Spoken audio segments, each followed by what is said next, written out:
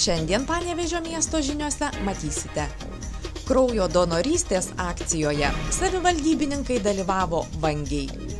Kaip niekad aktualus privalomojo sveikatos draudimo klausimas. Sausio 13-osios skverelyje kuriasi akmens skulptūros.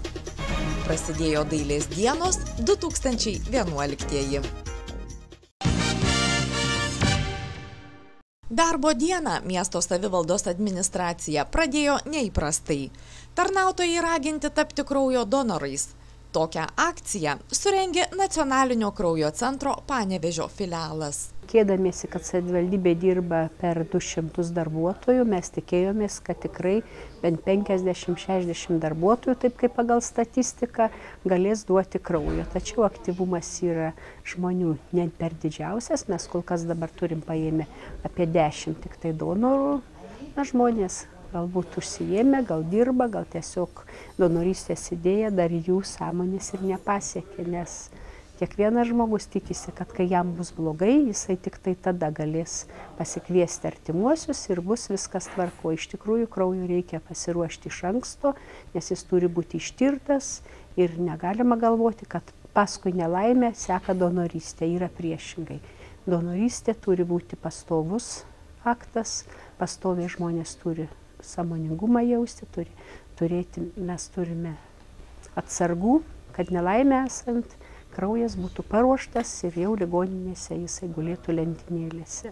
Nors vangus savivaldybininkų dalyvavimas kraujo aukojimo akcijoje, pasak Ritos Vaitkienės, labai minimaliai papildys nuolat trūkstamo kraujo atsargas, tačiau viliamasi, kad švietėjiškas darbas duos rezultatų. Juolab, kad pasiryžę tapti donorais tvirtina, jog ši idėja jiems labai priimtina. Man iš tiesų truputį gaila, kad tokios akcijos reikalingas, kai jos aplamai vyksta. Būtų žymiai maloniau jau žmonių sąmoningumą ir kad medikai neturėtų eiti į savivaldybę ar kitą įstaigą ieškoti kraujo, galėtume mes patys ateiti. Ir aš puikiai įsivaizduoju, kaip mes visi susirūpintumėm, pajautę artimojo žmogaus lygą ir kai reikia kraujo ir turbūt prašytumėm draugų, artimųjų ir pažįstamų ir tų pačių medikų melstumėm. O kai viskas gerai, atrodo, kad gerai. Ir nežinau, iš kur yra šita tokia, ar tai solidarumo, ar tai tos nuostata viduj, bet manyje gyva ir jeigu neabejočiau savo kraujo kokybę, duočiau jo dažniau. Procedūra, pasak medikų, visiškai neskausminga ir sveikatai nepavojinga. Atvirkščiai, išsamūs kraujo tyrimai tik į naudą. Aš asmeniškai labai patenkintas, kad per savaitę man paskambins, jeigu mano kraujas rodys kažkokią tai lygą. Arba indikacija, dėl kurios ateityje negaliu duoti kraujo, arba tai reiškia, aš turėsiu patarimus, kaip gyventi, ko saugotis, arba kaip tik patarimą duoti kraujo dažniau. Kaip dabar sužinojau, mano hemoglobinas yra truputį per aukštas ir kraujo davimas būtų teigiama indikacija kraujo atstatymui. Panevėžio teritorinės ligonių kasos specialistai, nuolat bendraudami su pacientų organizacijų atstovais, vykdami į susitikimus su rajono gyventojų bendruomenėmis, pastebi, jog pastaruoju metu ypač aktualus tapo privalomojo sveikatos draudimo klausimas. Neretas klaidingai įsitikinęs, jog jo amžius arba neįgalumas savaime garantuoja draustumą. Ne visi gyventojai dar žino, kad gaunant pensiją iš Sodros, iš tikrųjų ligonių kasą atvykti nereikia. Duomenis iš Sodros mes gaunam į draudžiamųjų privalomųjų sveikatos draudimų registrą, o gaunantieji šalpos pensijas iš savivaldybės socialinės paramos skyriaus turėtų atvykti teritorinę ligonių kasą su savo pažymėjimu pensininku, kad jų duomenys būtų patvirtinti ir kad būtų tikrai jie valstybės drausti. Jeigu neturi minimalaus darbo stažo ir gauna savivaldybės socialinės paramos skyriaus šalpos pensiją, taip pat ir neįgaliesiems reikia atvykti į teritorinę ligonių kasą patvirtinti draustumą. Nepaisant to, kad gyventojai dar mažai žino apie galimybę dalyvauti prevencinėse programuose arba kaip skiriama medicininė reabilitacija ir sanatorinis gydymas, menkai suvokia, kaip veikia privalomojo sveikatos draudimo sistema. Daugelis gyventojų užsiregistravusiųjų į darbo biržą, parašiusių prašymus, skuba tą pačią dieną į sveikatos priežiūros įstaigą. Norim informuoti gyventojus, kad tą pačią dieną į sveikatos priežiūros įstaigą neskubėtų, todėl kad darbo birža keletą dienų dar tikrina parašiusių aprašymą duomenis ir sprendžia, ar suteikti bedarbio statusą.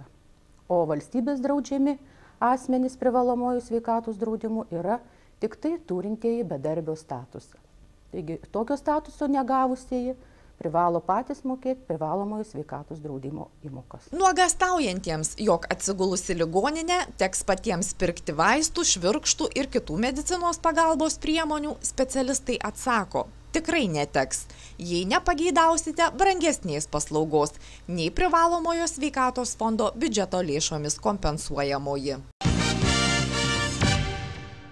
Pastarosiomis dienomis uždarosios akcinės bendrovės Panevėžio gatvės darbininkai pluša sausio 13-osios skvere. Jau pastatytos 3 ir rengiamas įkurdinti 4-ąją akmens skulptūrą. Šių metų birželio mėnesį vyko tarptautinis tradicinis jau 4-asis akmens skulptūros simpoziumas, kurio metu buvo sukurtos 5 skulptūros. Šį kartą buvo teminis, tai laisvės tema simpoziumas, todėl buvo nuspręstas skulptūras pastatyti, įrengti mūsų sausio 13-osios skvere. Miesto savivaldybė akmens skulptūrų simpoziumui skyrusi 30 000 litų, vyriausiojo dizainerio teigimu, ketina paversti sausio 13-osios skverą itin jaukia vieta.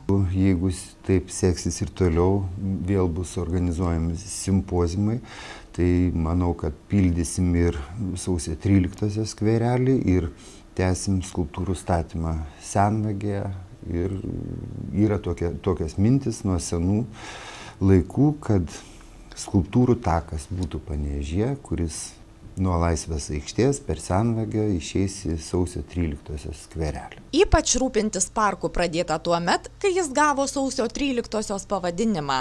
Pasodinti nauji medžiai, planuose sukurti vientisą augalijos ir meno kūrinių ansamblį. Prasideda Panevėžio dailės dienos. Tradicinį projektą, rengiamą kas 2 metus nuo 1999 visuomeniai pristato Lietuvos dailininkų sąjungos Panevėžio skyrius ir dailės galerija. Šį kartą paroda vyksta 2 erdvėse. Tai Panevėžio miesto dailės galerijoje ir galerijoje 20. Mūsų galerijoje lankytojai galės pamatyti tapybą, skulptūrą ir objektus, taipogi keramiką. O galerijoje 20 yra grafika, stiklas, tekstilė, akvarelė. Viso per abi galerijas savo kūrybą rodo 40 autorių. Ir greta patyrusių, jau pasaulinę šlovę pelniusių menininkų yra ir naujų vardų, naujų veidų, naujų kūrinių. Nors parodas, kuriuose dalyvauja daugybė autorių, sudėtinga eksponuoti, vis dėlto menotyrininkų teigimu geresnio būdo pamatyti, kuo šiuo metu gyvena regionas, nėra. Juolab, kai greta patyrusių ir pradedančių menininkų darbai. Ir šiais metais vėlgi, kaip ir ankstesnius kartus, buvo išrinkti laureatai. Tai tapytojai Ramūnas Grikevičius, Andrius Kviliūnas, skulptorius Juozas Lebednykas ir grafikai Povilas Šiaučiūnas ir Jūratė Kirtiklytė. Taip, kad jauni veidai irgi mus labai džiugina ir galim pasidžiaugti, kad net 3 nauji menininkai įsijungė į šias dailės dienas. Ir mes turime Rimą Auškalnį, Darių Šidlauską ir Vaivą Čyvaitę. Miesto dailės galerijoje paroda veiks iki spalio 23 dienos. Galerijoje 20 trumpiau, iki spalio 19-osios.